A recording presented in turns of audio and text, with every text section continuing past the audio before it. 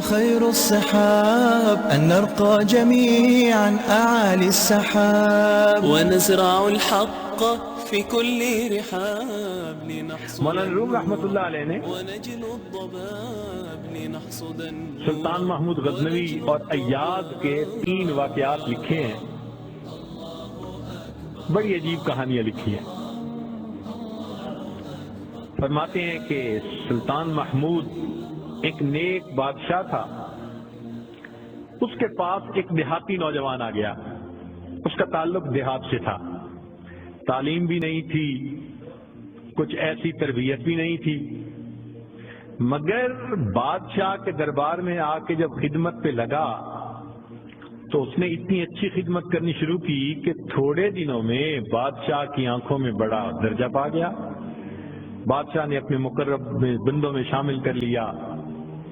اب جو پہلے سے مقربین تھے نا وہ بہت جیلس ہوتے تھے، ہم بڑے خاندانوں والے اور بڑی عقل سمجھ والے، تعلیم والے، ہم بادشاہ کے مشیر تھے، یہ کل کا نوجوان پتہ نہیں کہاں سے آ گیا دیہات سے اٹھ کے کہ بادشاہ کی اس کے اوپر بڑی خاص نظر پڑتی ہے۔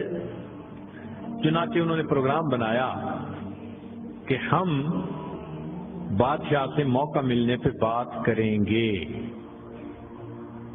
انہوں نے بات کی کہ بادشاہ سلامت، جو محبت کی نظر اس کی طرف اٹھتی ہے وہ ہمارے اوپر نہیں اٹھتی، حسب میں ہم اچھے، نسب میں ہم اچھے، مال میں ہم اچھے، عقل میں ہم اچھے، لیکن محبت کی نظر اس کو جو مل گئی وہ ہمیں نہیں مل رہی۔ تو بادشاہ نے کہا کہ اچھا، میں کسی موقع پہ اس کا جواب دوں گا۔ اب بادشاہ نے کیا کیا کہ ایک پھل منگوایا جو بہت کڑوا تھا، کاشیں بنوائیں اور کاشیں ان سب لوگوں میں تقسیم کر دیں جو اعتراض کرنے والے تھے، اور ایاز بھی وہیں بیٹھا تھا، تو جس کو وہ کاش ملی اس نے منہ میں ڈالا، تھو تھو، بادشاہ سلامت بڑا بہت کڑوا، توبہ توبہ بہت کڑوا۔ سب نے اپنے منہ سے وہ پھل نکال دیا اور کہا کہ بادشاہ سلامت یہ بہت کڑوا ہے۔ تو بادشاہ نے جب ایاز کو دیکھا تو وہ مزے سے کھا رہا تھا، تو بادشاہ نے اس سے پوچھا کہ ایاز یہ کاش میٹھی ہے جو اتنے مزے سے کھا رہے ہو؟ اس نے کہا بادشاہ سلامت ہے تو کڑوی، کھاتے کیوں جا رہے ہو؟ اس نے کہا بادشاہ سلامت میرے دل میں یہ بات آئی کہ جس بادشاہ کے ہاتھوں سے میں زندگی بھر میٹھی چیزیں لے کے کھاتا رہا، اگر آج مجھے کڑوی بھی مل گئی تو میں اس کو واپس کیسے کروں؟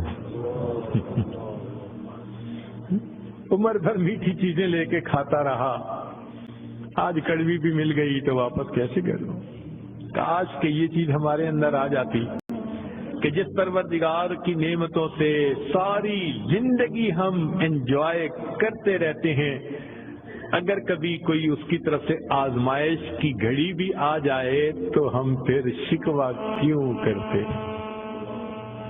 اب بادشاہ نے سوچا کہ بھائی یہ لوگ جو بہت اعتراض کرنے والے تھے نا، ان کے سامنے کوئی اور ایسا ہیلا کرنا چاہیے کہ ذرا ان کو بات سمجھ میں آ جائے۔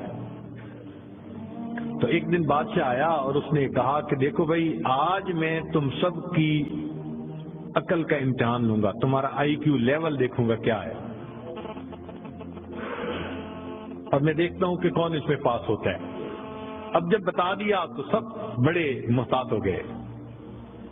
بادشاہ نے ایک موٹا سارا ہیرا دکھایا، دیکھو یہ کتنا قیمتی ہے، کتنا چمکدار ہے، اور ایک ہتھوڑا بھی ساتھ دیا، اور پہلے کو کہا کہ جی یہ ذرا ہیرا جو ہے توڑ کے دکھاؤ۔ اب وہ سمجھ رہا تھا کہ بادشاہ نے ہم سے امتحان لینا ہے ہماری سمجھداری کا، تو اس نے کہا بادشاہ سلامت یہ ہیرا تو بہت قیمتی ہے، اتنے کیرٹ کا اور بالکل بے عیب ہے، کوئی فلاں نہیں، فلاں لیس ہے، لہذا اس کو تو نہیں توڑنا چاہیے۔ بادشاہ مسکرایا، کہنے لگا ہاں بہت اچھا۔ تو وہ سمجھا کہ بھائی میں نے بادشاہ کو کنونس کر دیا، چنانچہ دوسرے کو دیا، اس نے بھی اسی قسم کی لاجک تیسرے کو دیا، اس نے بھی لاجک. جتنے اعتراض کرنے والے تھے سب کو ہیرا ہتھوڑا دیتے رہے، وہ یہی لاجک دیتے رہے اور معذرت کرتے رہے، حتیٰ کہ بادشاہ نے وہ ہیرا ایاز کے ہاتھ میں پکڑایا. جب ایاز کو کہا ایاز اسے توڑو، ایاز نے اس کو نیچے فرش پہ رکھا، دے کے مارا ہتھوڑا اور اس کے ٹکڑے ٹکڑے کر دیے. اب جب اتنے قیمتی ہیرے کے ٹکڑے ہو گئے تو وہ تو سارے خوش ہو گئے. آج اس کا گنوار پن کھلا، اس کی جہالت کھلی، بے وقوف، کیا پتا اس کو یہ کتنی قیمتی چیز تھی.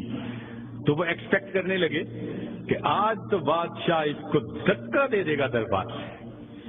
تو جب ہیرے کے ٹکڑے ہو گئے تو بادشاہ نے اس کی طرف دیکھ کے کہا ایاز تو نے ہیرے کے ٹکڑے کر دیے، اتنے قیمتی ہیرے کے. تو ایاز نے آگے سے سمپل سا آنسر دیا کہ بادشاہ سلامت، آپ نے مجھے حکم دیا تھا ہیرے کو توڑ دو.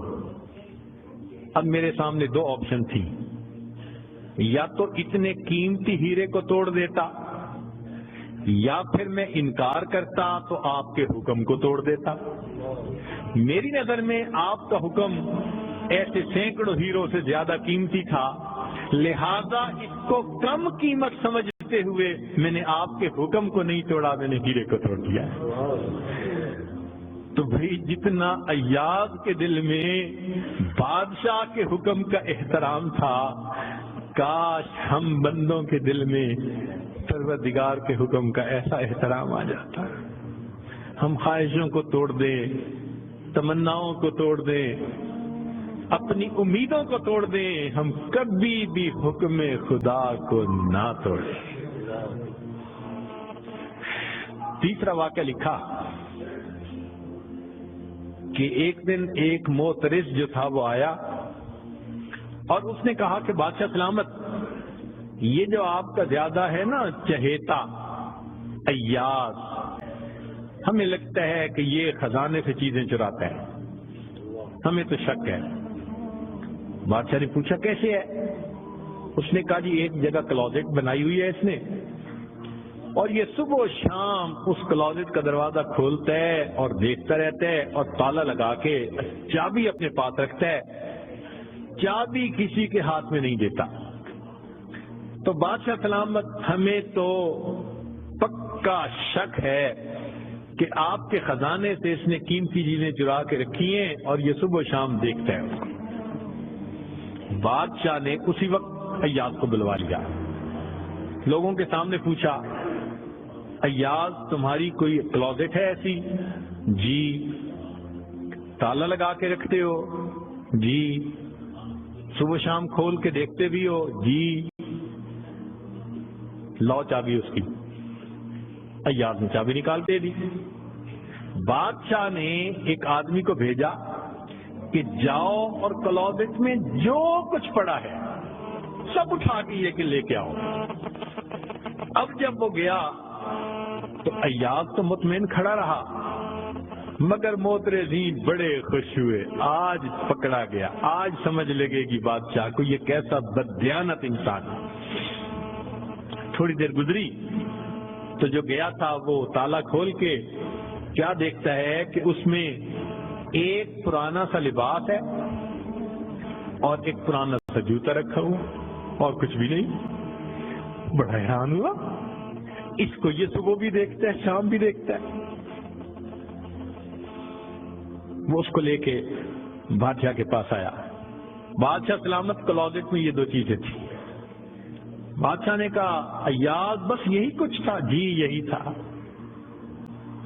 ایاز یہ تو اتنی قیمتی نہیں کہ تم ان کو تالے میں رکھو اور صبح شام اس کو جا جا کے دیکھو. ایاز نے کہا کہ بادشاہ سلامت میرے لیے قیمتی ہے. پوچھا کیوں؟ کہ بادشاہ سلامت، جب میں پہلی مرتبہ آپ کی خدمت میں حاضر ہوا تھا میں دیہاتی سا لڑکا تھا، یہ تہبند باندھی تھی، یہ کرتا پہنا تھا، یہ جوتا پہنا ہوا تھا. میں نے اس کو اپنے لیے پریزرو کر کے رکھ لیا. اب روز صبح اور شام میں دروازہ کھولتا ہوں، اپنے نفس کو مخاطب کر کے کہتا ہوں، ایاز بادشاہ کے احسانات کو مت بھولنا، تمہیں جو اس نے رتبہ دیا تمہاری اوقات تو یہ تھی، تمہاری اوقات یہ تھی۔ میں صبح بھی اپنے آپ کو یاد دلاتا ہوں، میں شام بھی اپنے آپ کو یاد دلاتا ہوں۔ مولانا لکھتے ہیں کاش کہ یہ صفت اللہ ہمیں بھی عطا فرمائے، ہم بھی اپنے ابتدا کو دیکھتے، کیا حال تھا، کیا ہماری اوقات تھی، اور آج اللہ نے اپنی رحمتوں سے، نعمتوں سے، برکتوں سے کس طرح ہمیں مالا مال کر دیا۔ ہم بھی اپنی بنیاد کو یاد رکھتے ہیں۔ تو اگر ایک دنیا کا غلام اپنے مالک کے حکم کو اتنا قیمتی سمجھتا ہے تو ہم تو اللہ کے ویسے ہی بندے ہیں، غلام سے بھی ایک درجہ نیچے، ہم تو اللہ کی ملک ہیں، مخلوق ہیں اس کی۔ لہذا ہمیں چاہیے کہ اللہ رب العزت کے حکم کی عظمت کو سامنے رکھیں، ہمیشہ خیال رکھیں کہ حکم خدا کبھی بھی ٹوٹنے نہ پائے۔ الله أكبر الله الله الله أكبر لا